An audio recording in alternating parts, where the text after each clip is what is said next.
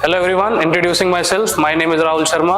I am from Mathura. Currently pursuing my B.Tech in Department of Mechanical Engineering with specialization in smart manufacturing from GLA University. I have recently got placed in ISGEC Heavy Engineering Limited, which is a core company working on air pollution control, boilers and sugar mill.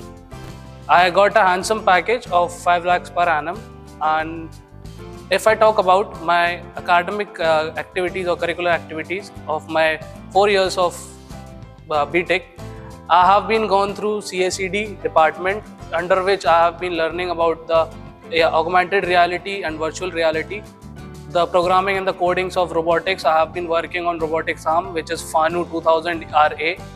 Also working on different types of designing softwares like CATIA, Mastercam and other else products.